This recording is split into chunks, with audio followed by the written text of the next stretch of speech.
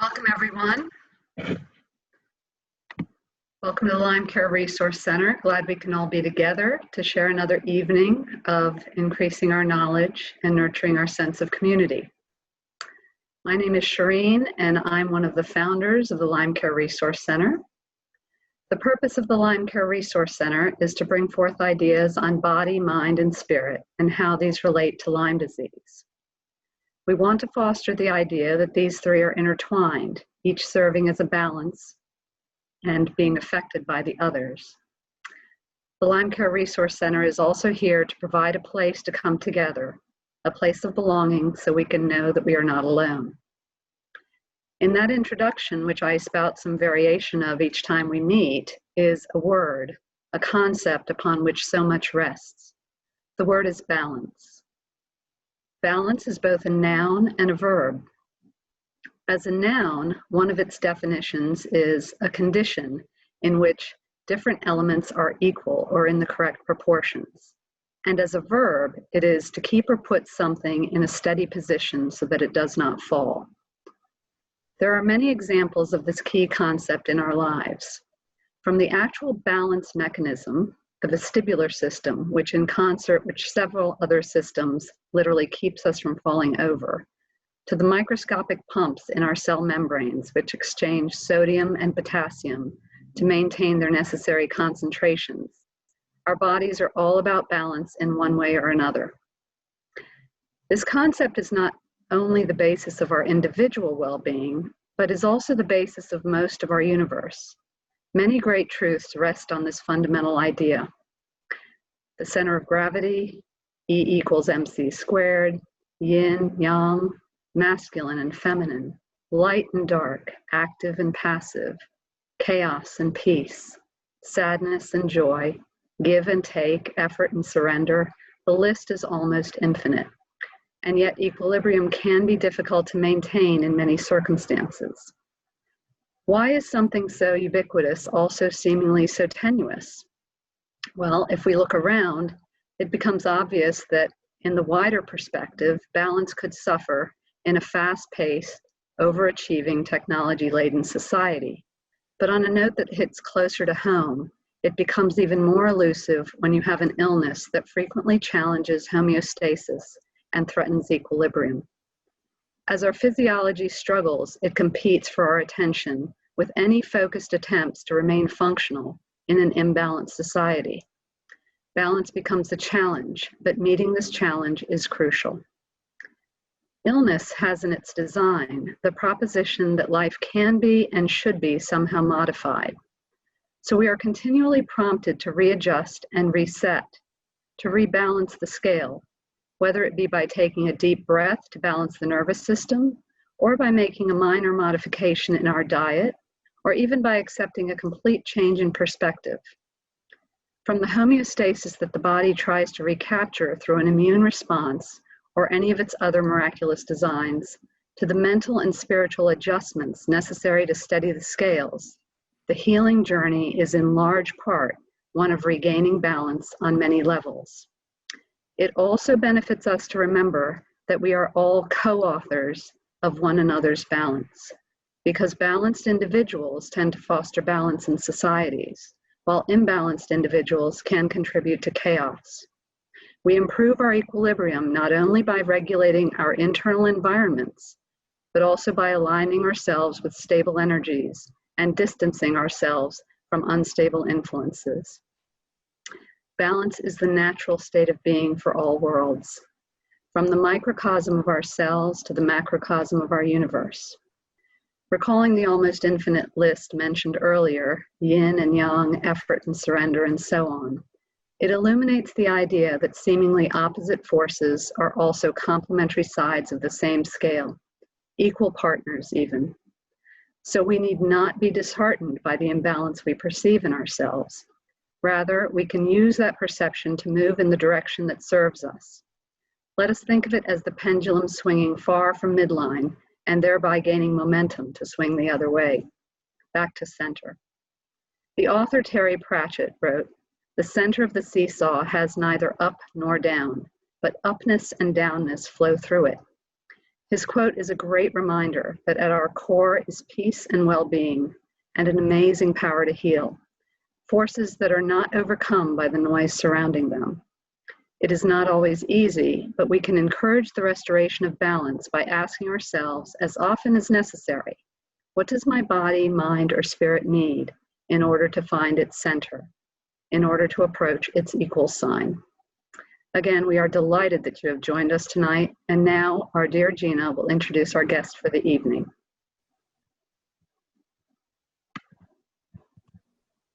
Hello, welcome everyone. Shireen, thank you so much for that message on balance. You always have such a great way to bring a message home.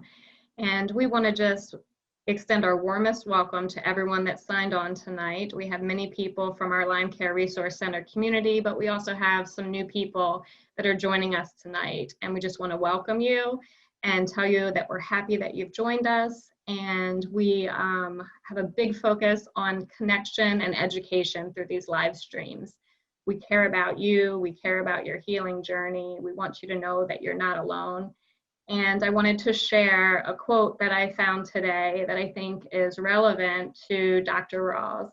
The quote states, "What you do makes a difference, and you have to decide what kind of difference you want to make." So many of us have to make choices throughout our health journey. And what I've learned about Dr. Rawls is not only being a medical doctor and also a leading expert in Lyme disease, integrative health, as well as herbal medicine, he has a personal story. He was diagnosed with Lyme disease. He faced many challenges. He had to take a leave of absence in his medical practice, and he explored all kinds of conventional medicine, alternative therapies. And he made a choice after going through the experiences that he faced in his life. He had a choice with where to go as he was on his healing journey. And here he is today, over a decade later, giving back to nonprofits like ours, giving back to support groups, giving back to people one person at a time.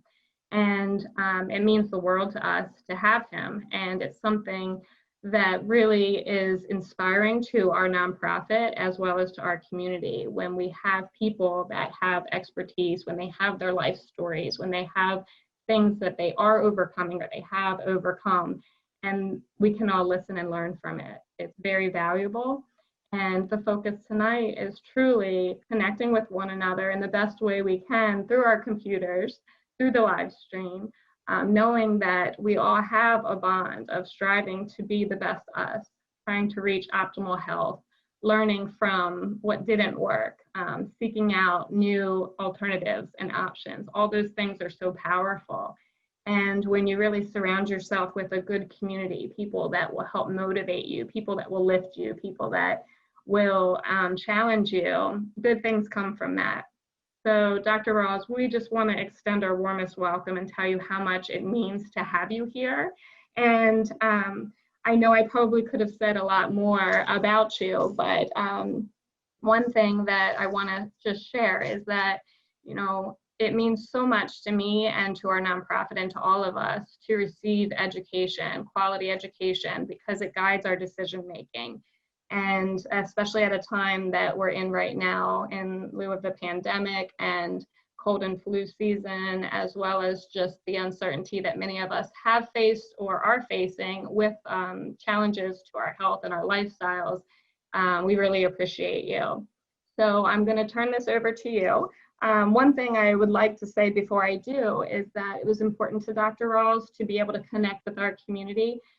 He prepared a lecture for us, but he also wanted to answer questions of the audience that can be specific to your Lyme story, your health challenges, or related to the content that he presents on tonight. So feel comfortable to use the question and answer feature at any point throughout the night to send in questions. And at the end of his formal presentation, he's going to take some time to answer those questions. So without further ado, I'd like to welcome Dr. Rawls. He's the author of the best-selling book, Unlocking Lyme. He is the medical director of rawlsmd.com and the director of Vital Plan, which is an online holistic health company and a certified B Corporation. So I'm turning it over to you, Dr. Rawls. Thank you so much and welcome. Thank you, Jean. And I appreciate the opportunity very much. It's always wonderful to be able to share all the things that I've learned through my journey, which has been quite a journey. It's been very interesting. So the things that I have to share for you this evening in this lecture, it's an overview. It's not deeply academic, but I hope it stimulates some thought. And so there'll be plenty of times for questions and answers at the end if you want to go have questions about the content that I'm presenting now, or just general questions about Lyme disease, herbal therapy, whatever. I love the question and answer part. But we will see if we can get the slides going, and we'll just dive right in here. So the topic is boosting the immune system. So we're hit with a lot of different things. It's cold and flu season. And of course, on top of that, we've got coronavirus too. So we're going to talk about that. And of course, your immune system is one of the most important systems in the body. It has a big job. It has to take out old cells and abnormal cells before they turn into cancer and cells that have been infected by microbes. It has to clean up debris and waste material. It's got to manage all those microbes in the microbiome. Plus, it has to protect you from all the other threats that are constantly coming in all the time. So it's, foreign microbes, viruses, bacteria, protozoa, they're constantly trying to get inside our body. And they are absolutely everywhere. We're surrounded.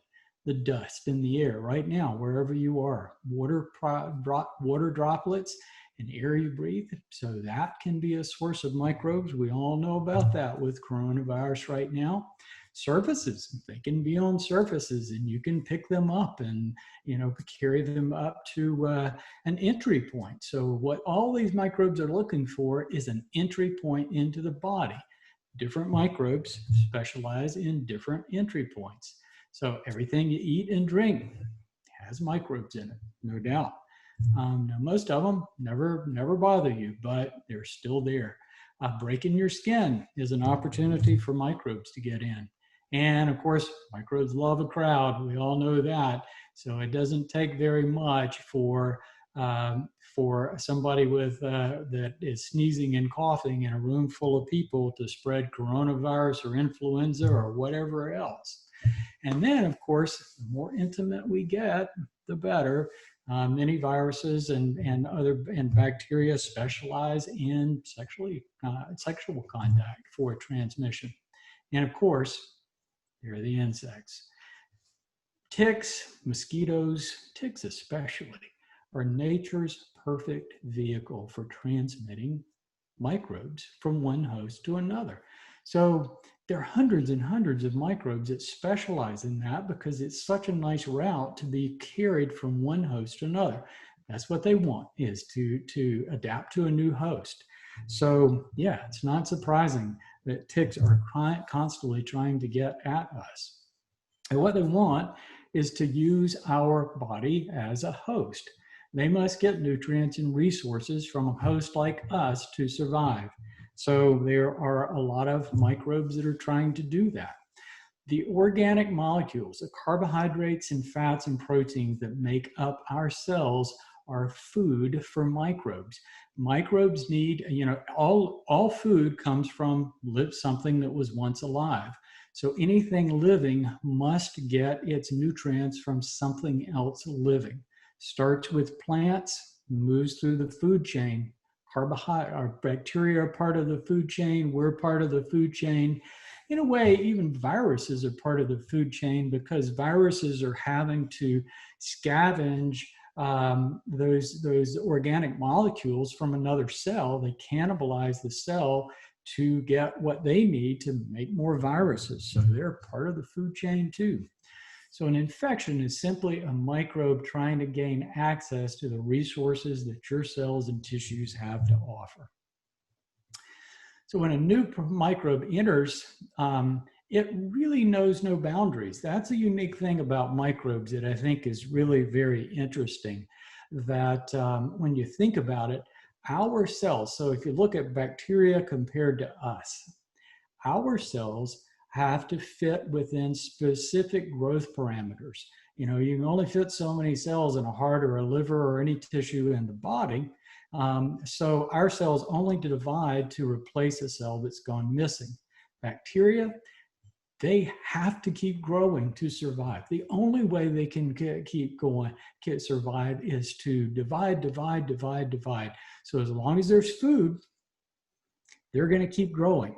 So think about that with microbes entering your body, and your cells are their food, and they're going to keep growing as long as there is a food supply. So they're just going to keep growing at everything around them. So the only thing that keeps them from consuming your body from the inside out is a healthy immune system. So we really, really depend on our immune system. Fortunately, our immune system is really sophisticated. You know, it's this tug of war we've been having for microbes has been going on for millions of years. So we have evolved all these different layers of protection within our immune system to many, many thousands upon thousands of different microbes. So when it started out, you had just a basic immune system that I read a study that suggested that the really early vertebrate, or even before that, immune system for multicellular creatures, when there was actually an intestinal tract, is amoeba started patrolling the intestinal tract and they were eating bacteria as food. And so the theory in this paper was that those amoeba eventually became our white blood cells. So we have a cellular immune system, which I think is fascinating. So that early was just that first defense. It wasn't specific. Anything that came through the door, bam. And we still depend on that.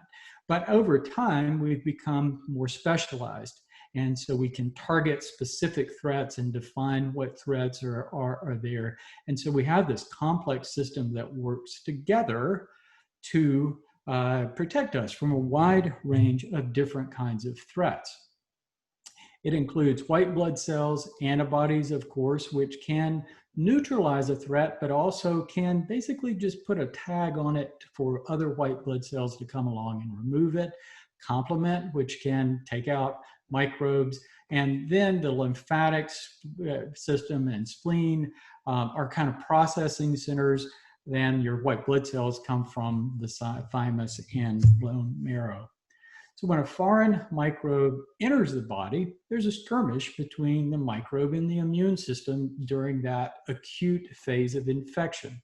So the microbe is never been entered the body before, and it comes in, and of course, it encounters an immune system that wants to take it out.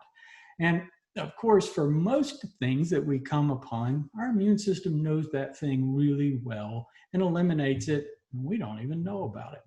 So the first line of defense takes it out, and it never makes it past those initial barriers.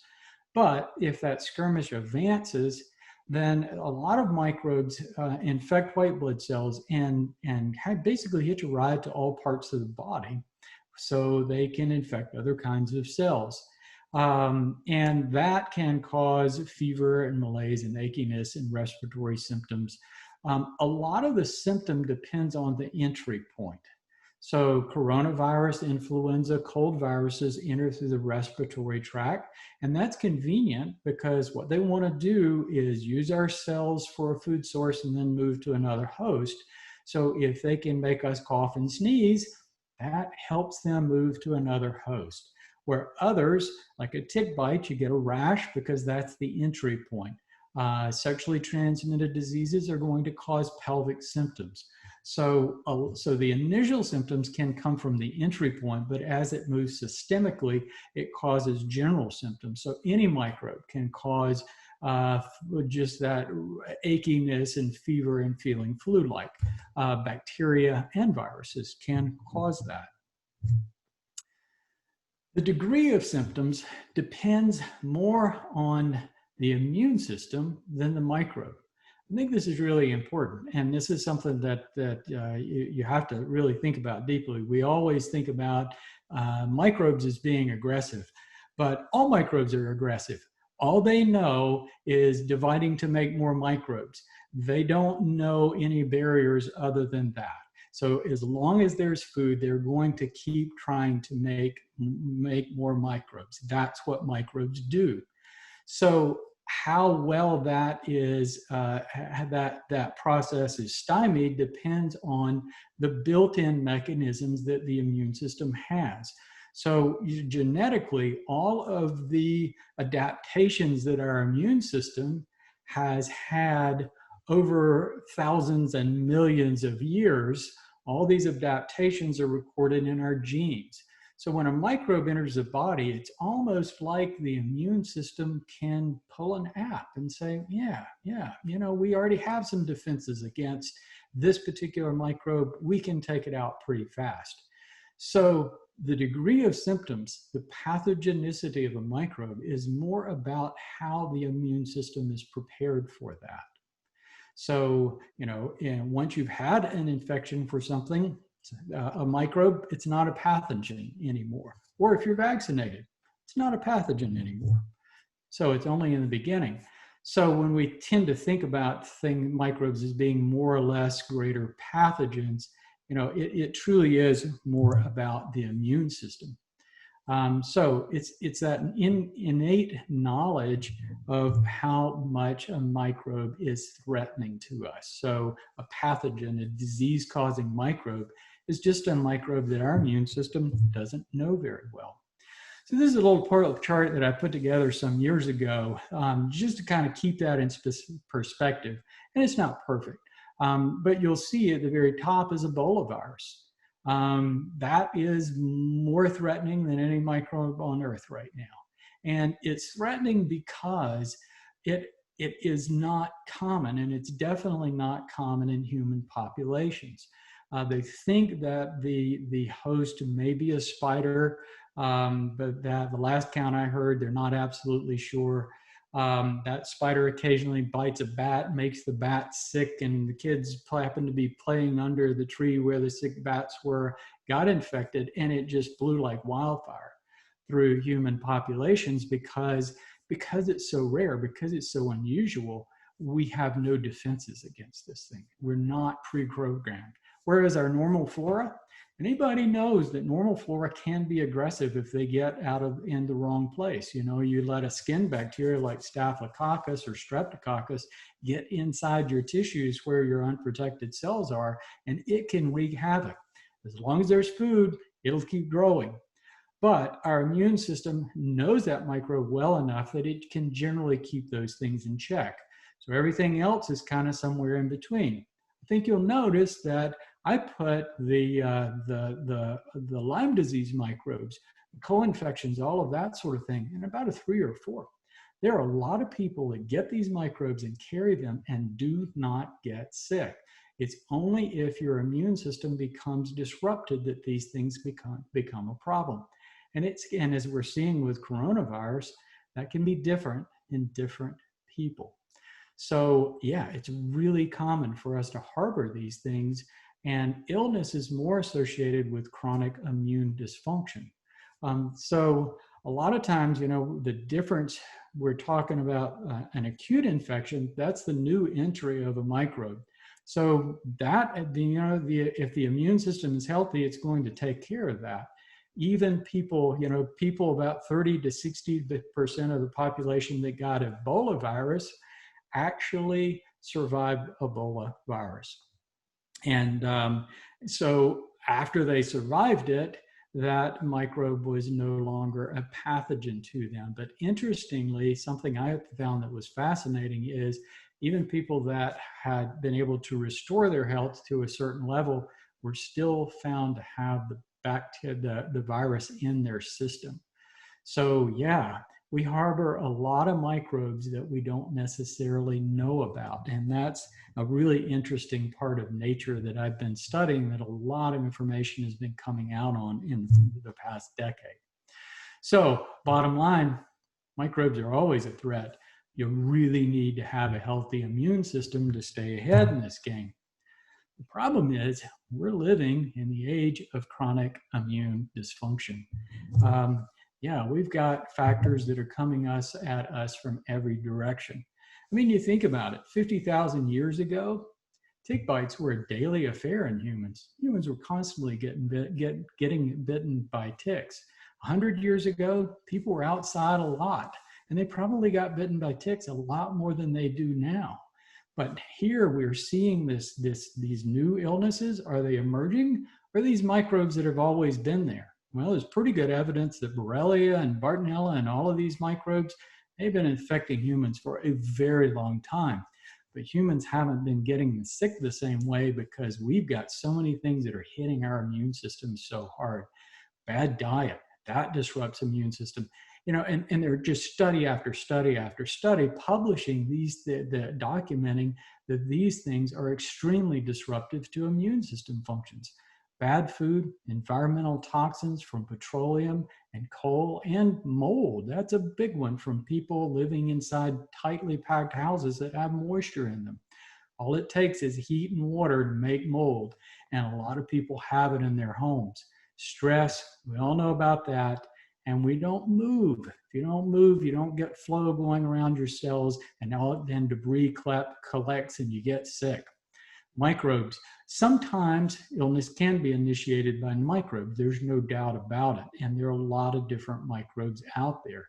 And there are more coming too. We'll talk about that.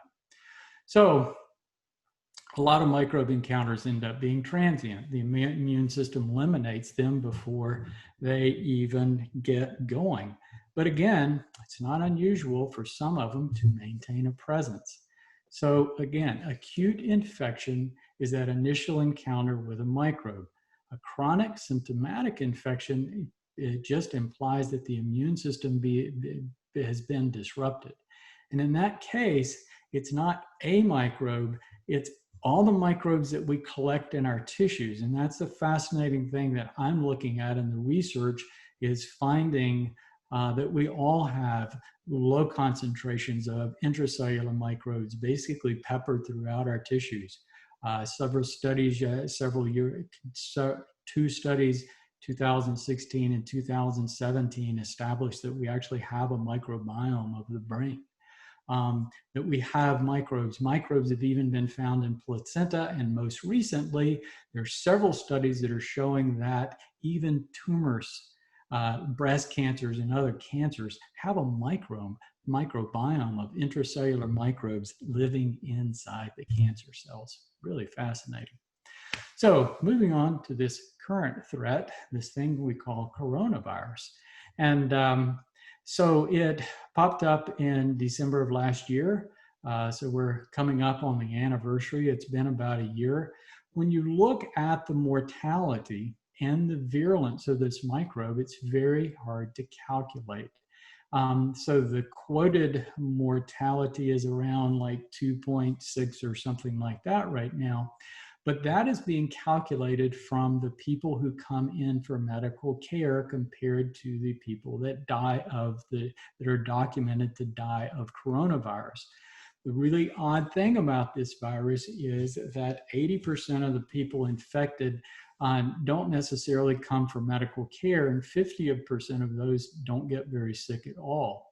It appears to have to do with whether someone has been exposed to a lot of other coronaviruses. There are 4 other coronaviruses that circulate in human populations. It's one of the many causes of the common cold. So most of us have been exposed to a number of coronaviruses. If we have been exposed to a lot of them, it may be why some people have more immunity to this thing and others don't. It tends to hit the elderly more, but the crazy thing about this virus and why we have to be so serious about it is young people and people that with a seemingly healthy immune system can get hit hard and die from this thing. So that's why we all have to be vigilant. But we really don't know what the true mortality is. And if you remember that virulence chart, it's really all over the map because some people have a lot of immunity to it already. Their immune system is pre-programmed to coronaviruses, and some people don't have much at all. But there's no doubt that as the immune system ages, then you're more at risk because our immune cells age, but the way that microbes reproduce, they never really age. So, we do tend to become more vulnerable to these kinds of infections. But every virus is different. The influenza of 1918 tended to hit younger people. So you have to respect every virus, every microbe for what it is, but certainly COVID has its own interesting characteristics. So a burning question that I know all of you are asking, because I'm talking to an audience that's probably predominantly chronic Lyme disease, is what about COVID and chronic Lyme? And how much at risk are you? And the answer is, we don't really know yet. There haven't been any studies. And what I'm finding is that most people with chronic Lyme disease are just being super vigilant. So not that many people are getting it. That may change. But preliminarily, there's a little good news so far. And that is that I do consults with people all over the country. These aren't, I don't, write prescriptions or manage medications. This is more helping people troubleshoot and helping people understand natural therapy. But I talk to people all over the country. So for the past 6 to 9 months, I've been asking every person, have you been infected with COVID or have you tested positive?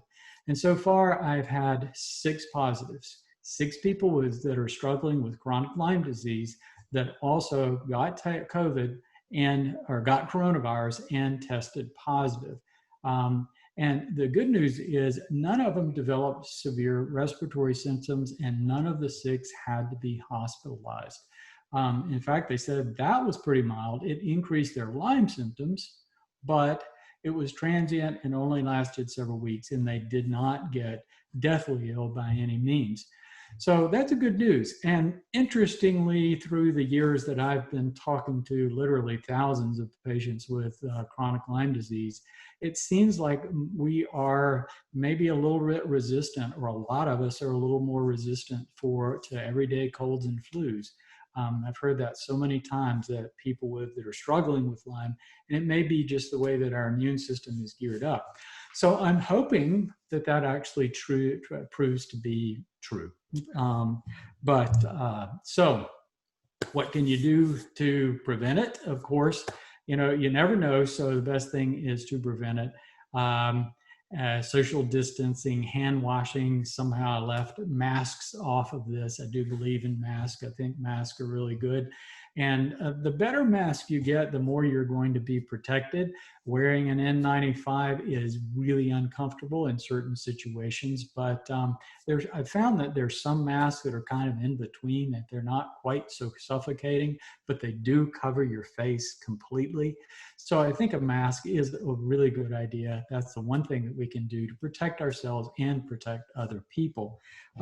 In fact, to the point that, I hope this is a standard that we keep going long term, not everybody wearing a mask every time they go to the grocery store, but tight public places, airplanes, airports. I hope it's more commonplace for us to see people wearing a mask, especially if somebody knows that they have a cold or flu. I mean, we've all been there. You plop down on an airplane seat and the guy next to you or person next to you starts coughing and sneezing. And you go, I know I'm in for it. So so prevention is really important, but go beyond that. You really need a healthy immune system. So one thing is reversing the things that I'm talking about, keeping your immune system healthy. It's that balance that we were talking about earlier, nourishing your body, more than 50% vegetables, fresh foods, good, healthy sources of protein, purifying your environment. Toxins can only get in your body through breathing or drinking, eating them, or through your skin. So there is more control than you think. You've just got to be toxin aware. Calming your mind. It's hard to get rid of stress, but you can learn how to go around it. And what I tell people is make your world small. You know, it's a crazy world right now, but a lot of those things you can't affect. So really focus on the things that you can influence that have a direct impact on your well-being, and let everything else go. And the more active you can stay, the better. Our cells depend on flow of water, nutrients, oxygen, and that flow has to be good enough to carry waste products away. One of the best ways that you can enhance flow is to move. Granted, if you have chronic Lyme disease, then your tissues are inflamed, so moving can sometimes be a challenge. So friction. Infrared sauna, or any kind of sauna for that matter, will help move blood without friction. So I think it's a really important part of any recovery protocol. And then just keeping that microbiome in balance, which is really something, the next thing that I enjoy talking about is herbal therapy, and how important herbal therapy is and should be to every one of us. When you look at plants, any plant, plants solve problems with chemistry. Plants don't have a cellular immune system. Remember, I talked about ours came from cells. Well, plants solve those problems with a biochemical solution. And so plants have a rich spectrum of chemicals that we call phytochemicals. Because viruses are so prevalent in nature, all cells of all living creatures, bacteria, plants, animals, are constantly being threatened by infection by viruses. So it would just make sense that all plants are producing phytochemicals that have antiviral properties. So it's not surprising. Now, so what kind of properties you get from a particular herb depend on where the plant evolved. So a plant like cat's claw, which is one of the things that we promote for managing Lyme disease, is from the Amazon, and in a warm, moist environment that has a lot of microbe stress, that plant is producing a lot of different antimicrobial substances. But a plant like an adaptogen, like rhodiola, is native to the northern parts of Siberia, where there's a lot of a very harsh environment. And the phytochemistry of that, when we take that herb, can help us adapt to physical stresses very well. So where the plant evolved and what kind of stress factors it's having to deal with at its particular location define what kind of properties the phytospectrum benefit might provide. But all plants are going to have some antimicrobial properties. They have to survive. It's the equivalent of our immune system. And again, some more than others. Some plants out there, how they solve problems doesn't mesh very well with our biochemistry. You know, ancient humans probably only made the mistake of eating poison ivy once. But the things that we use as herbs, humans have been consuming for well before historic times. And therefore, these chemicals that were part of these things have a very low toxicity. You know, all of these things are organic molecules, and there are different configurations of organic molecules that the plant uses to solve problems. Well, we've been consuming those things for a very long time.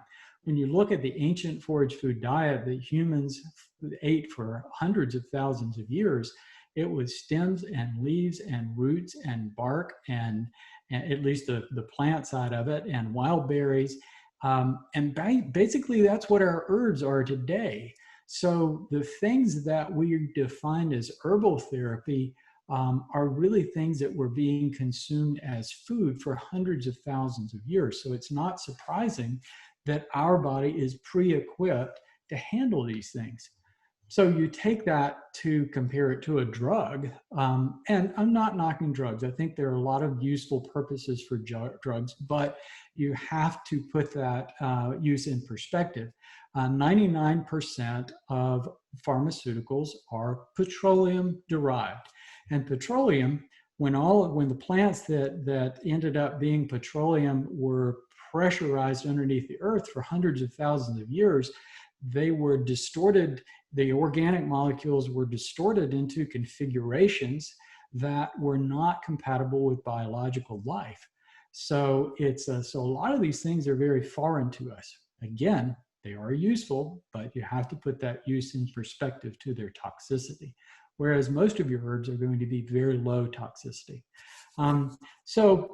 But it's not just the antimicrobial substances. You have potent antioxidants and a range of other chemicals that are protecting the cells. And if your cells aren't breaking down, you're creating less debris, which is less work for the immune system, which is less inflammation. Plants also use a lot of the same chemical messengers that we do. So many herbal therapies restore balance in communication systems that have been disrupted. So what is that balance all about? Communication. All the cells in the body have to communicate with all the other cells in the body for us to be healthy. So communication is essential. And communication is disrupted by stress factors. All of the stress factors I mentioned, with certainly microbes on the list. Herbs help restore that balance. Those are the three big things that herbs do: suppress microbes, protect cells, restore communications, or restore balance, restore homeostasis. That's big. And in that, there are anti-inflammatory effects that are both direct and indirect. When you look at the specific antiviral properties of herbs, they do a lot of things. Now, this is a list of all the things that I could find or a partial list of the things that I could find that have been documented that we found in plants that have antimicrobial or antiviral properties. A lot of them are similar to the drugs. Inhibit viral replication. So they hit that virus from a lot of different angles, and I won't read all of these, but inhibit the enzymes that the virus needs. Neuraminidase is one of the things that some of the drugs are derived for. You know, if you inhibit neuraminidase, you block the ability of the virus to create more viruses. So the effect. Now, different plants use slightly different strategies, but the point here, it's not one thing. All plants have a whole list of these things that they're carrying, which I find just really fascinating. Some of the herbs, there's lots of them. This is a really small list. There are a lot of really great things out there. So some of the things that have been found to be, that might be valuable for coronavirus specifically. How do we know this? Because there were actually people, when the SARS and MERS outbreaks occurred a decade or more ago, they actually looked at herbs in animal models that might have some effect against that particular coronavirus. So we assume that they can possibly have some effects with this coronavirus also. So what's the harm in using them? You've got something that's extremely low toxicity. You know, it's not like a drug that we could potentially harm someone. These things are about as innocuous as food in most people. So Chinese skullcat, that is actually one that is also been found in a Johns Hopkins study done last year to be something that affects Borrelia, the Lyme disease microbe, actually both the cis forms and the active forms, better than doxycycline or azithromycin. Really interesting. Houtonia is a very nice antiviral that also has antiviral bacterial properties. Isatis is an excellent antiviral. Salvia, red sage, is good for just balancing immune system functions and reducing cytokines, inflammatory cytokines. Kudzu does some of the same things. Andrographis is one of my favorite herbs for influenza and colds. That's kind of my tried and true that I use all the time. Garlic has very well documented antiviral properties.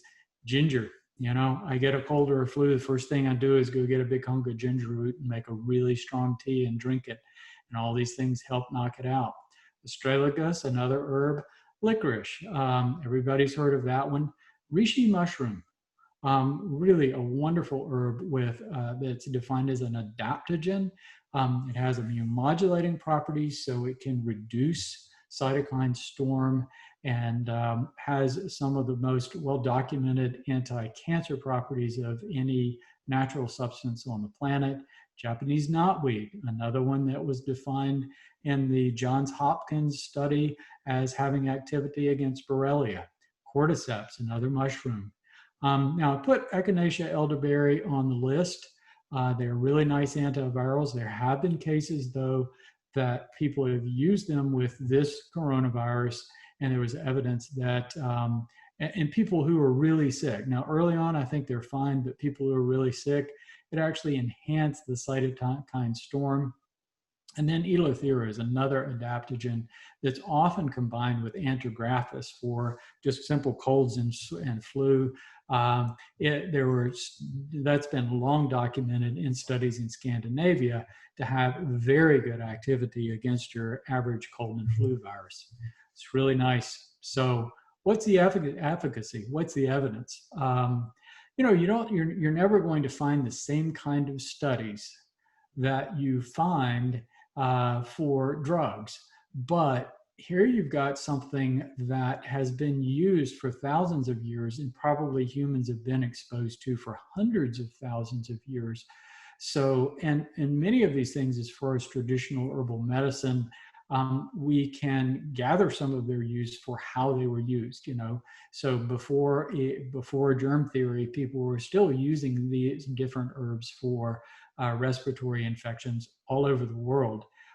There are, especially more with bacteria, in vitro investigations. Animal studies are a place that we can gather a lot of information, especially for antivirals. And then some limited double-blind studies. It kind of depends on the herb. But here you're talking about something with a very low potential for toxicity, very low.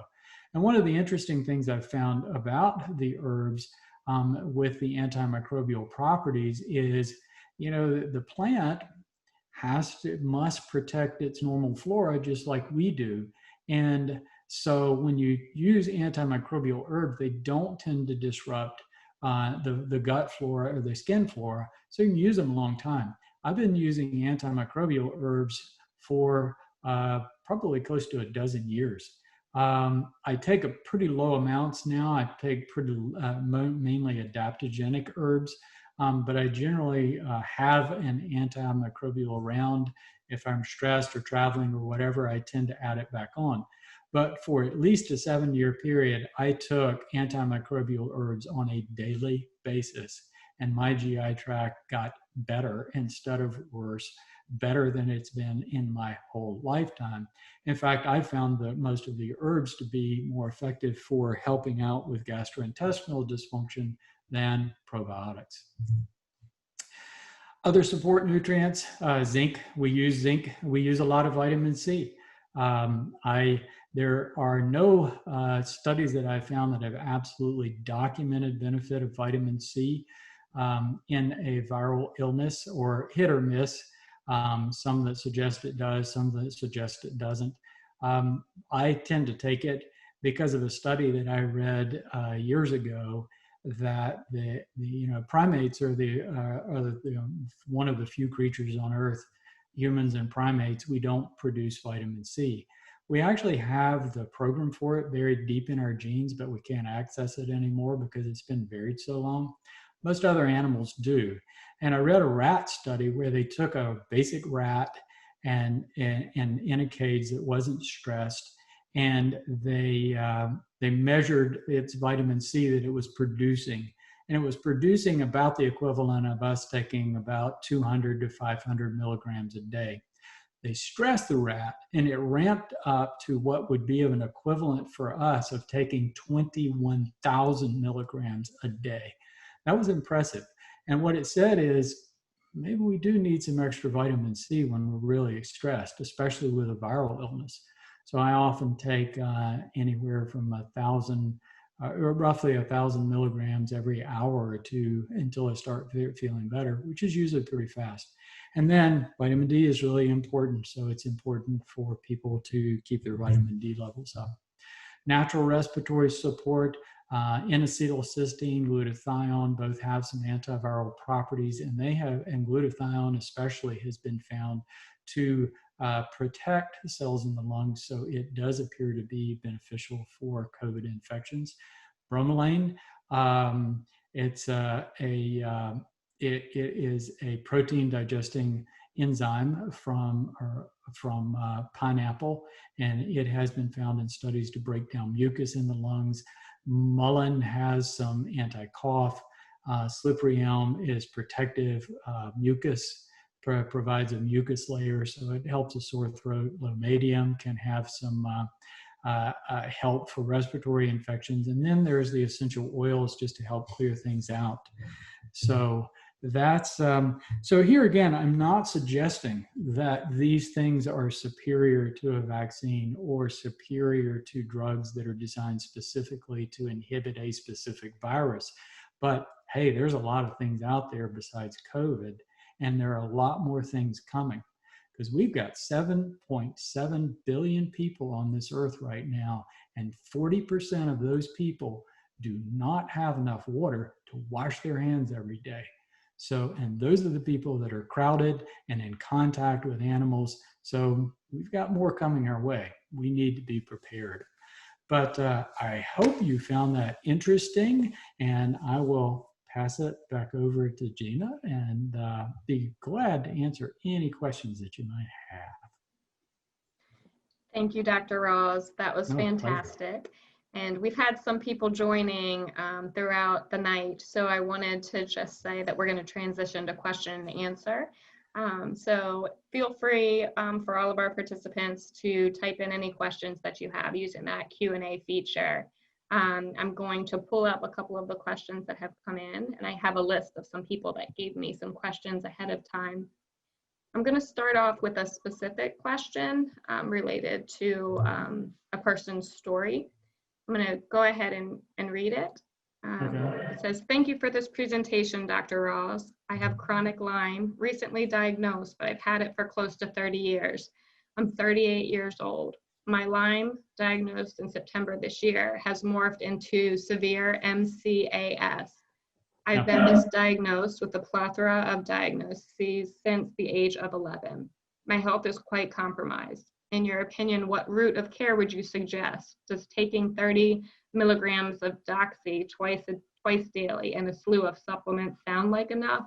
I'm not feeling better at all. I've lost weight quickly and experience chest pain often. I feel I need more care. Where do I start?" Common story. I talk to people like that every single day. So I think I'll move the slide over for everybody. I spent a year and a half of my life writing this book as a guide for people, just like that. And it's and one of the things that I do for just the Lyme sufferers is I give it away for free. So all you have to do is pay just the shipping, and we'll send you a copy. And we send a lot of books out there. It's not a cheap giveaway book. This book has a lot of content in it.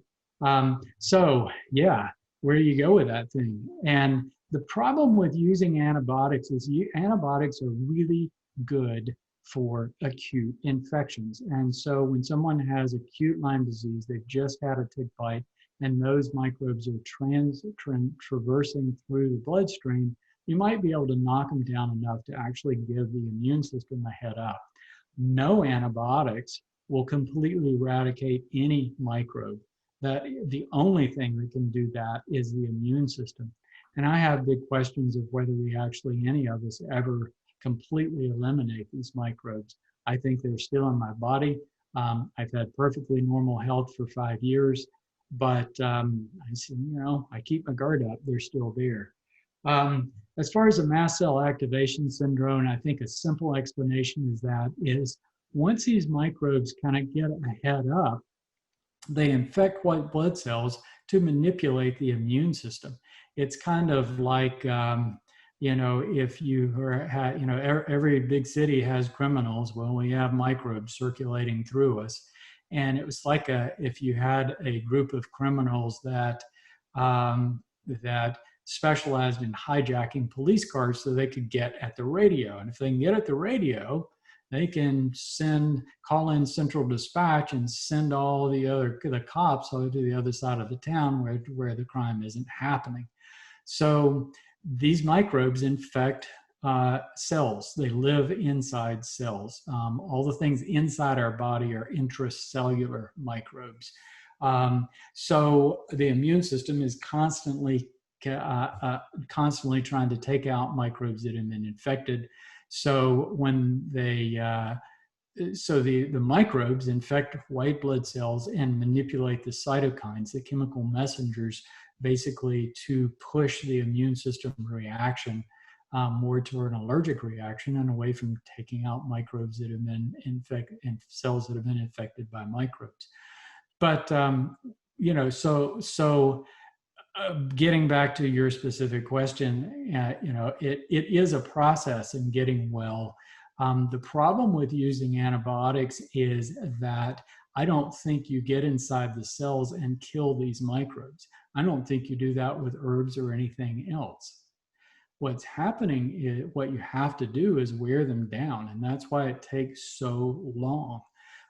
So basically, microbes are going to target cells that have been weakened.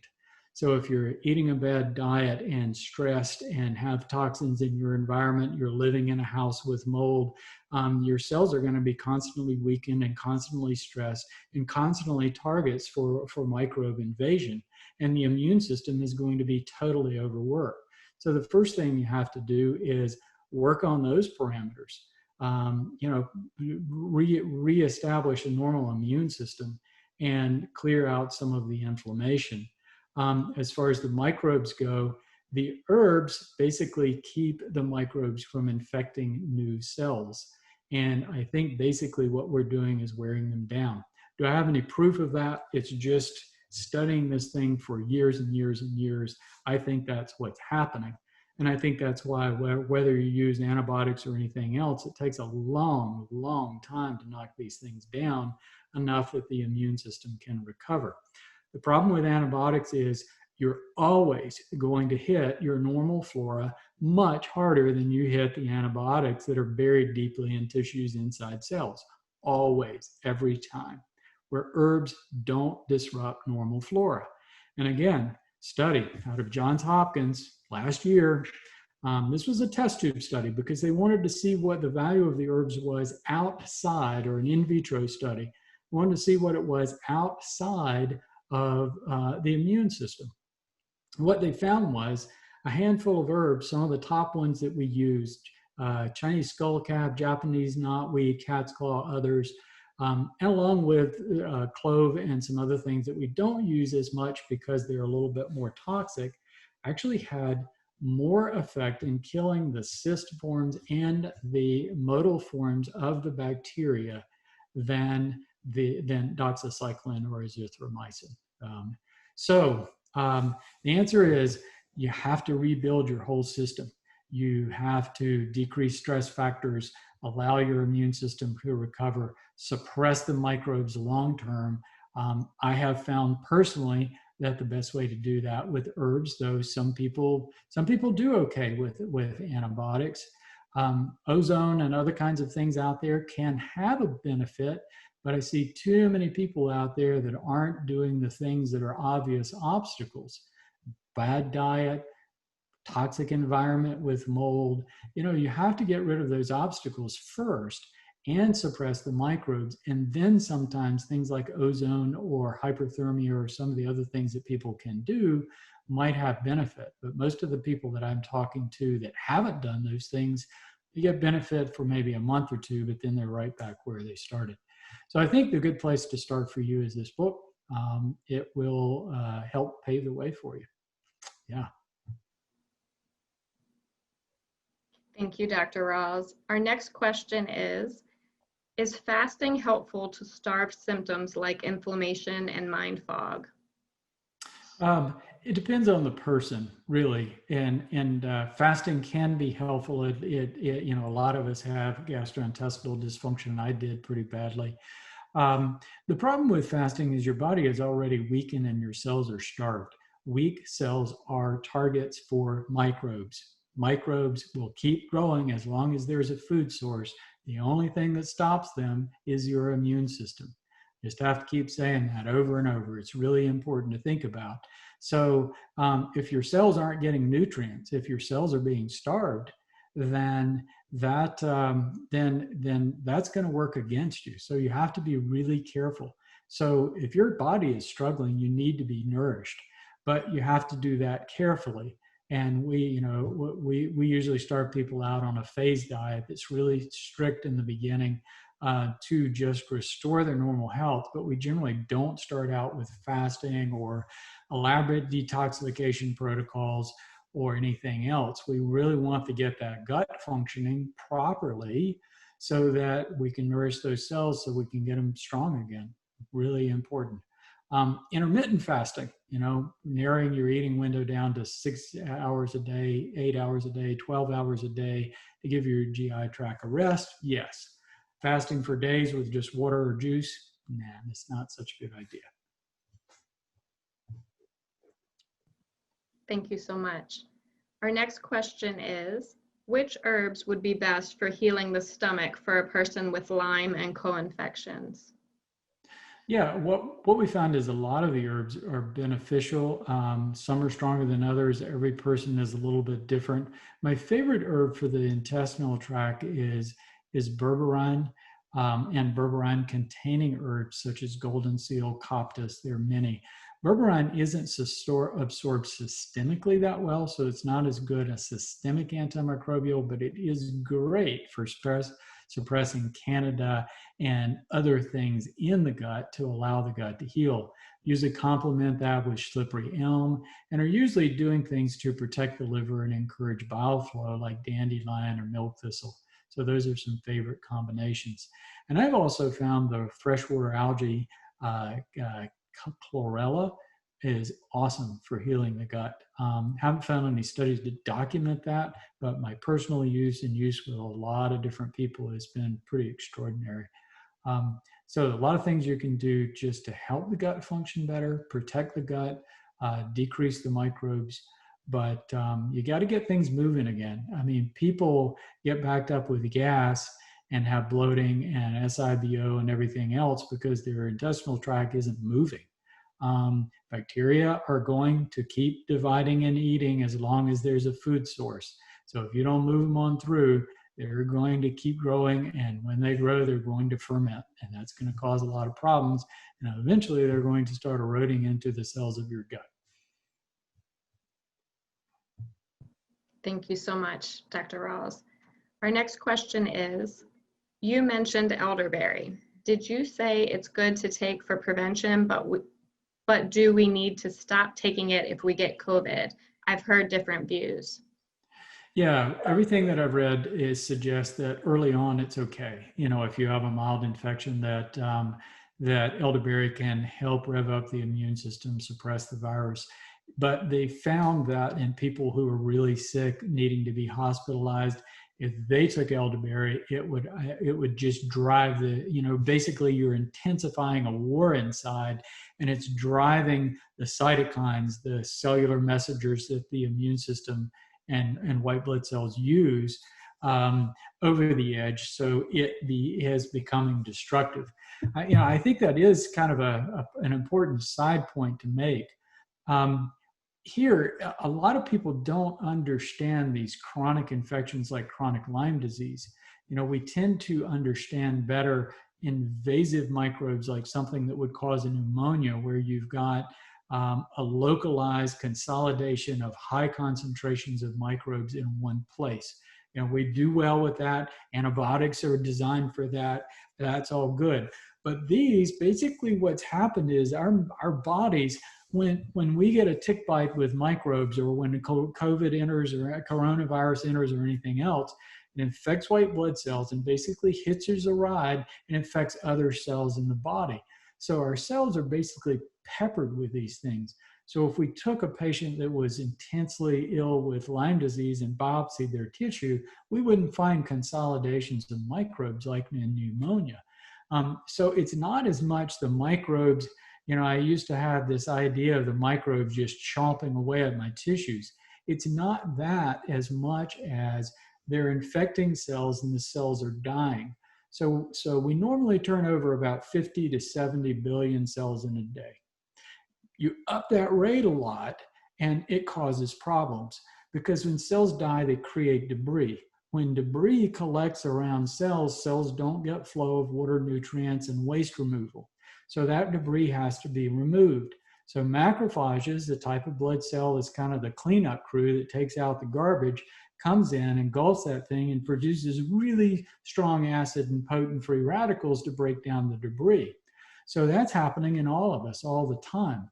But if you've got increased turnover of cells, your cells are weak from eating bad food, from being stressed, from being exposed to toxins, and then affected with microbes, you up that die-off. You turn over a lot more cells, a lot more cells, a lot more debris, a lot more debris, more macrophages, more acid, more free radicals. And that starts damaging other cells, and that starts causing more problems. And that is what chronic inflammation is. So if you can imagine your whole body, all of your tissues looking like a war zone, that's what's going on with this thing. That's what's happening. And that's why we feel bad. So it's not as much the microbes as the reaction of the immune system to having to deal with the microbes that's causing us to be ill. And so the cytokines are part of that big messaging campaign that is going on. So if that's really intense with somebody very ill and you put in something that intensifies that war even more, you can make them more sick instead of better. But the other herbs that I mentioned don't tend to do that. Thank you. Our next question is, hi, Dr. Rawls. In addition to Lyme, I also have several autoimmune diseases. Will building my immune system just cause it to work against itself even harder? And if so, do you have any advice for that? Thank you. That's one of the nice things about a lot of the herbs is it's like red sage, reishi mushrooms. The immune modulating herbs tend to balance some of the immune's reactions. I think we're going to find more, and where my studies are taking me is more and more links between various kinds of microbes and autoimmune illnesses. Links to cancer, links to autoimmune illnesses, links to Parkinson's, Alzheimer's, everything. And I think the farther we go, we're going to find more and more and more and more links to these things, because all these microbes are intracellular microbes. So, when you think about it, you've got your body peppered with these with cells, and we all have this. Every person on the planet, every creature on earth, every plant, every mushroom, everything harbors cells that are infected with microbes. It is a fact of nature. We all have it. So we all have these microbes that are peppered throughout our body, some worse than others, no doubt about it. But so when we have these things that are constantly present in our body, we're just very, very vulnerable to these things happening. So Gina, what was that question one more time? I lost my train of thought. Oh my goodness, I have to go back to that question. Okay. Oh, sorry. no. I got rolling. There's a lot of questions coming in. Was this the one about elderberry? No, the one after that. Oh my goodness. Oh, I see. Okay, I'm sorry. This was the one about the person saying that they have Lyme, but also several autoimmune diseases. Sure. Sorry, I lost my train of thought. So you've got these intercellular microbes, and the body is trying to take them out. But the microbes are trying to manipulate the immune system to confuse it and disrupt it.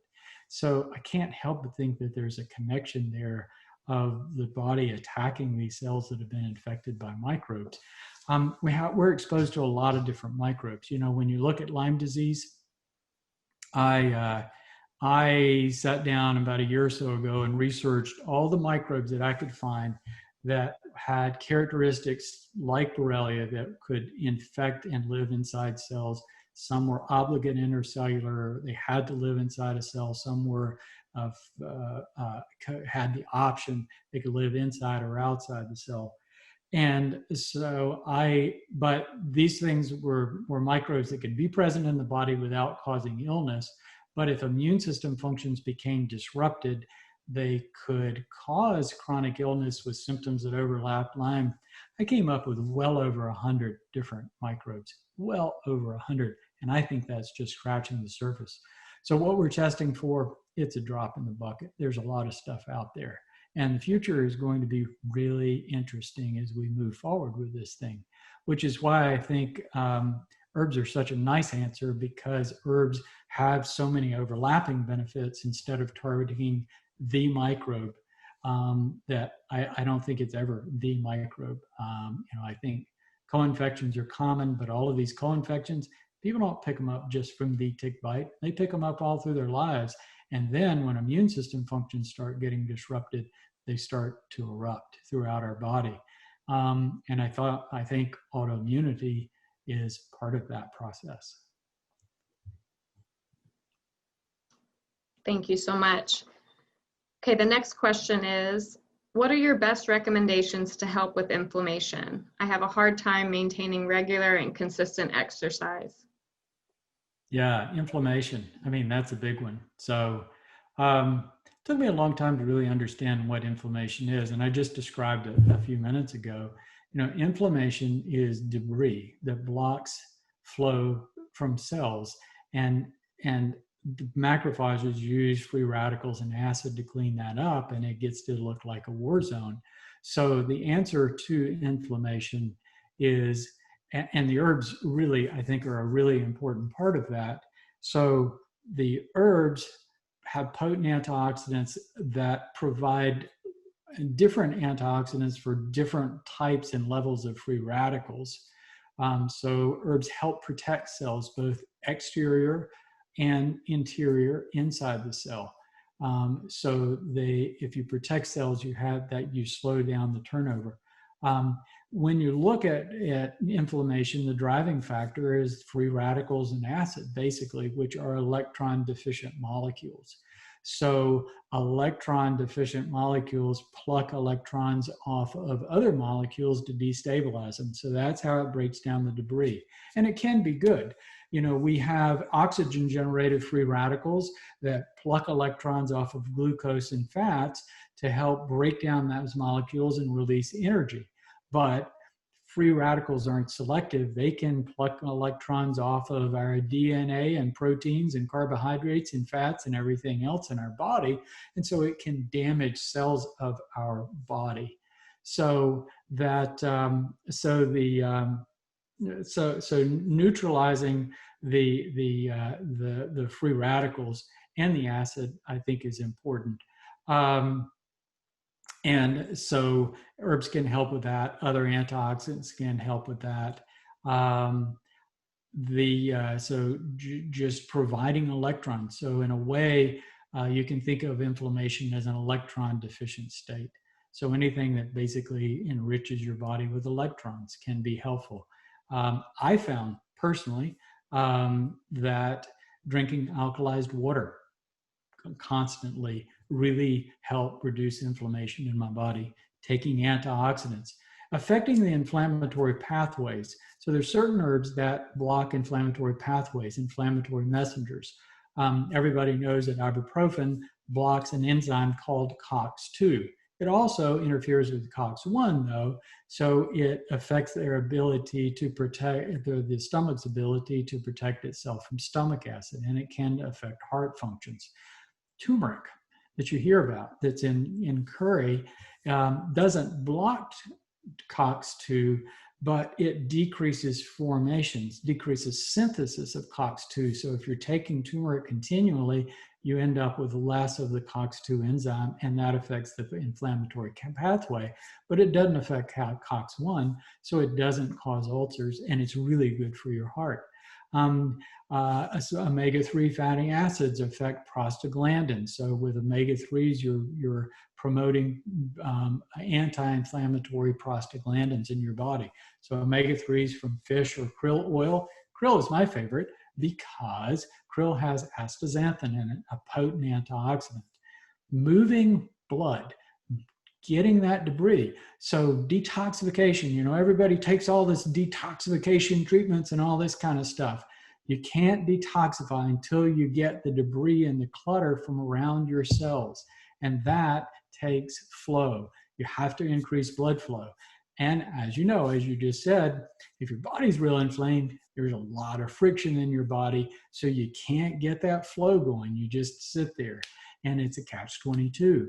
This is where I think infrared sauna can really, really be important, because the heat increases blood flow and increases flow in the body. That's why infrared sauna is so important for detoxification, because it flushes the debris from around cells. You know, you can take all the binders and all the stuff that you want in your GI tract, but if you're not flushing your cells, it's not going to do you any good. You're not going to get the toxins and the waste material and the debris out of the way. Really important to enhance flow. So protecting cells, providing antioxidants, reducing inflammatory pathways, improving cell flow, and reducing microbes. That's how you decrease inflammation in the body. Thank you. That's really great. The next question is, are cannabinoids good for chronic Lyme? Ooh, that was, the word didn't come through. Was it cannabinoids or cannabis? It was cannabinoids. Okay, well, yes. Well, depends on how you look at it. Is it a treatment for Lyme disease? I wouldn't call cannabis a treatment for Lyme disease, but it can help with the symptoms of Lyme disease. And here we're talking about the plant cannabis, which has a spectrum of varieties with hemp on one end and recreational marijuana on the other. So what's the difference? Same plant, different varieties, with a lot of varieties in between. So what we're doing here is affecting a system in the body called the endocannabinoid system. And the endocannabinoid system is basically a fine-tuning system that fine-tunes endorphins, our pain messengers. It affects our mood hormones. It affects our immune system, gastrointestinal functions. So it's not directly affecting things. It's basically fine-tuning everything that happens in the body. So if your body is disrupted and it's out of balance, your endocannabinoid system is a bit out of balance. So when you take hemp or CBD from hemp, CBD is a cannabinoid that affects the endocannabinoid system. It affects those receptors. CBD binds to those receptors very, very weakly, though. So you have the effect of upregulating the system.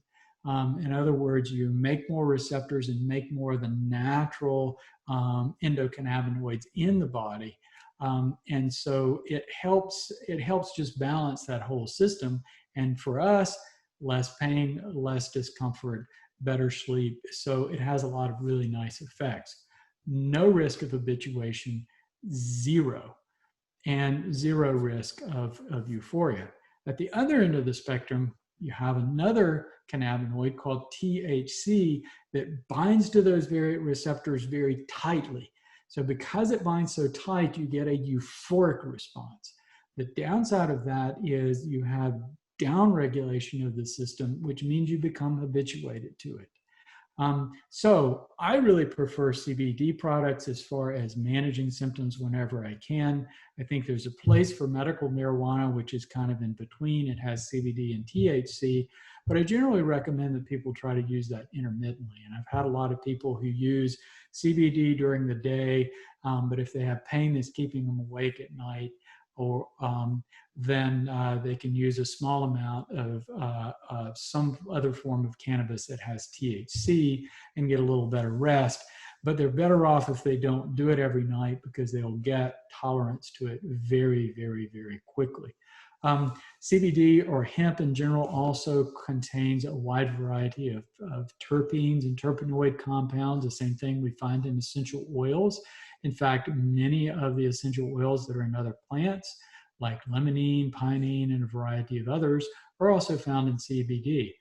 Nature uses a lot of chemicals over and over again. So a lot of plants produce the same chemicals. These things do have some antimicrobial and anti-inflammatory properties, but I don't really rate cannabis as a strong antimicrobial or a strong antiviral compared to some other things that I think work better. Thank you. Our next question is, how do you determine which herbs to use? Well, depends on who you ask. The good news is there are a lot of things out there. And there was a guy named Stephen Booner who back in 2005 wrote a book called Healing Lyme and had researched a group of herbs and proposed that they might help people with Lyme disease. And it turned out it really did a lot. I still base my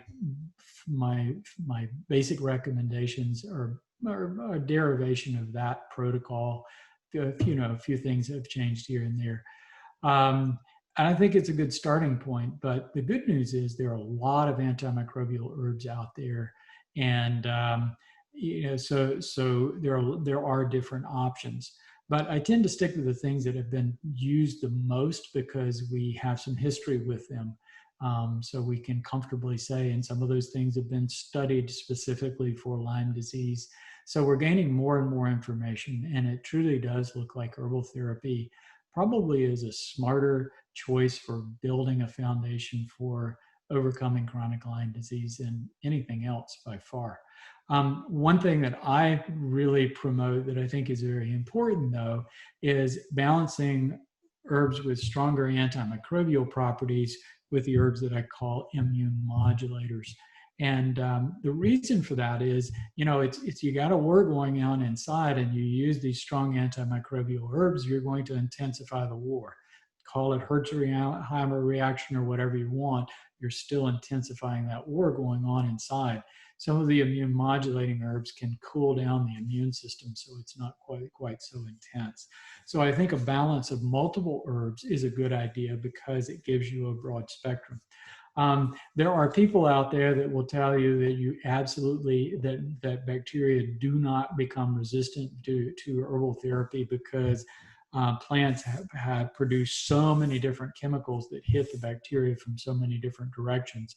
What I found in my recovery, though, is with time, 3 months, 6 months, a year, it just seemed to lose its punch. I was still getting benefit, but I wasn't getting where I want. So through my recovery, every 6 months to a year, I would rotate different herbs in, different antimicrobials, and always balance that with immune modulating herbs, and just continuing to do that, and continuing to do that. I got my life back completely. And I did it without using antibiotic therapy or any kind of heroic therapies like ozone or anything else. But the book does have a good basic protocol in there and a lot of options too. Thank you, Dr. Rawls. The next question is, do you recommend quercetin? Not sure I pronounced that right. Quercetin? Quercetin, yes. Yes, that is a herbal derivative. It's found in a lot of different herbs. Quercetin does have some anti-allergic or antihistamine type properties. So I think it's a nice one to add. I haven't put it in as part, we have it in some of the products that we have, but I don't necessarily, I haven't found the need to use it in high levels because a lot of, it is basically an immune modulator, and there are a lot of immune modulating herbs, but quercetin is a good one. I have no problem with adding that one on. And the nice thing about herbs is you can use multiple herbs because the toxicity of them is so low, you can use these things without big concerns. Okay, thank you. I'm going to I think just maybe take one or two more questions, and then we're going to transition to our co-founder, Phil Kenny. But we have a lot of questions that came in. They're great questions, and we're going to try to see if we can get everyone responses in the near future. But this next question is, do you recommend or ever use modified citrus pectin with sodium alginate as an alternative to chlorella for removing Lyme neurotoxins and mycotoxins from the body? No, I haven't, and I haven't really found a need to. I mean, I think it's fine, but it's, think of your cells, think of the cells in your body congested with debris. Every cell in your body has to be, has to have good flow to get nutrients, oxygen, and remove waste. And if you've got a bunch of debris collected around your cells, anything you put in your digestive tract really isn't going to do very much. The nice thing about chlorella is the chlorophyll is absorbed. And I've done a lot of interesting things over time. And one time I was taking so much chlorella that I started sweating green. So I can tell you it is absorbed all the way into your system, and it does affect your cells, and it does really have some nice properties for healing cells and promoting healing and helping to clear that debris, helping to pull some of those toxins out. I imagine the pectins just stay in the GI tract, so they're not really reaching your cells. So I don't have any problem with using them, as far as binders, and that one's probably pretty innocuous. I've seen different people hurt with charcoal and bentonite clay. There's an indication for those things, but it's generally more an acute exposure to mold and things like that. I haven't found that they're that good for Lyme disease or Herxheimer reactions, and I have had many people that have had really bad constipation because of them. So I tend to be really careful with specific binders. The one that I found that is the most innocuous and seems to help people the very most is the chlorella. Thank you so much, Dr. Rawls. We have a couple questions about vitamin D. What vitamin D level is ideal? What level is too high? Yeah. I still don't think we completely understand everything about vitamin D, and it depends on who you talk to. For most labs, anything over 30 is fine. There are other people that say that 50 is your target, and then other people that say, oh no, you need 60, 70, 80, even more. And there's some other people out there that say you need to take drugs to reduce your vitamin D. So vitamin D is really important though, and I think it is important in recovery. And I think, what I tend to see is people with chronic illness tend to have low levels, even if they're getting sun exposure. So either we're using it up a lot or we're just not making it like it should. And mine were low when I was sick, and I took between 5,000 and 10,000 a day. I'm finding now that when I feel perfectly great and I'm out in the sun and I get my levels checked, they're usually hovering around 40, and I feel good. And the times that I've taken more vitamin D on top of that, I don't notice any difference at all. So I think, anything over 30 is okay, probably ideally more like 40 or 50. I really don't know about really high levels because vitamin D does have some toxicity because it's a fat-soluble vitamin that can have some toxic effects. I think if you're getting plenty of sun exposure, then you're probably okay. But in the wintertime, especially and in northern climates, taking 10 and for most people, taking 5 and for most people, 10,000 units a day is a really smart idea. And I recommend, if you can do it, have your vitamin D level checked at least once, and if not twice a year, especially if you're chronically ill. Thank you, Dr. Rawls. We had a comment come in that I wanted to read to you. It says, "Thank you for reducing the price of your book. I just ordered it for my daughter who is suffering daily with Lyme disease. She's constantly stressed and doesn't get the proper nutrition and sleep due to her rigorous college schedule. I hope she reads it and learns more from you. Thank you for your expertise." Awesome. My pleasure.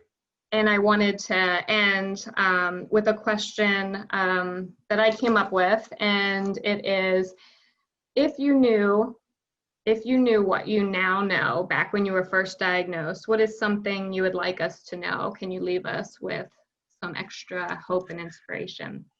I put it all in the book. That's what it's all about. I can tell you that it has been a journey, and you know, I do consults with people all over the country, and it's pretty rare that someone has a symptom that I haven't experienced in some way. And I was pretty bad off. And I was in a situation where, you know, I was practicing obstetrics and gynecology. I lost the ability to take night call, didn't have a diagnosis, ended up having to start a primary care office just to stay afloat. I did not declare disability. I actually did not take any time off. I kept right on working, and it was hard. And it was stressful. And I ended up in an office building that had mold in it. And I just learned everything the hard way. And, but it kind of trapped me. I didn't have the finances or ability, because I had to cover the practice, to go and seek out other experts' opinions or help. I had to use my local resources or whatever I could bring to me. So I did a lot of reading and a lot of studying and found herbal therapy and just kept going from there. And it took me about 5 years to completely get my life back, because I was still figuring it out. You know, now with the book and programs that we do, we can get people there a lot faster. But yeah, it was quite a journey.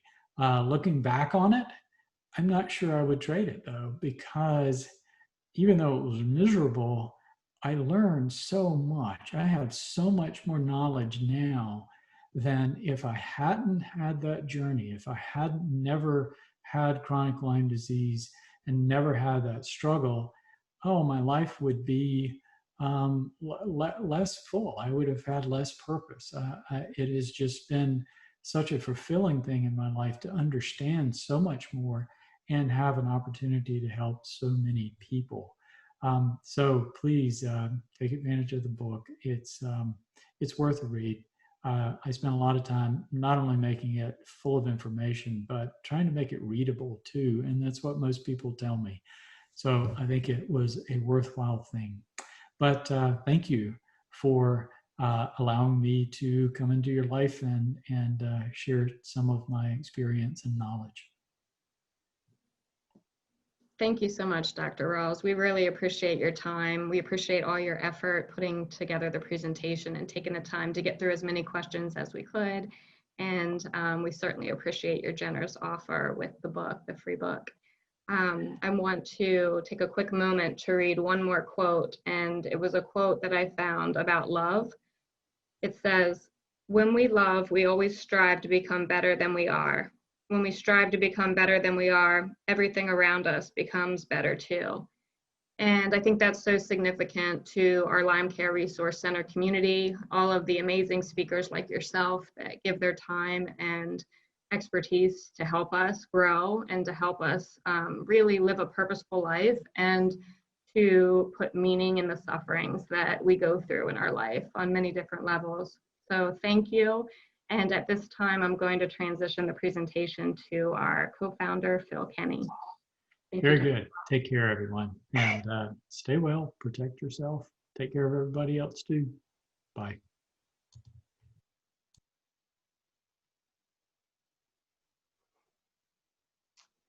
Well, thank you, Dr. Rawls, for your wonderful presentation. And I want to thank everybody who joined us tonight. Stay tuned to our LCRC updates and information by visiting our website and sign up for our email distribution and stay informed and encouraged with quotes like Gina just gave you. We offer a complimentary health and wellness tips brochure, which is absolutely fantastic. They're ideas that have been accrued over a number of years, people suffering from Lyme disease, on steps you can take on a daily basis. And we put together a daily wellness checklist that's also available through a PDF or hard copy if you want it. We welcome and anticipate and appreciate the donations that have been coming in. We use them to provide presentations like this, brochures we've printed, and we accept the contributions on our website, www.lymecenter.org/donate. So please visit that for additional information, quotes, and many other ideas to help you cope with this journey. And join us in the future. We'll be back together in next year, January 11th, on Monday, with another great topic. Thank you again for joining us. Have wonderful holidays and be safe. Good night.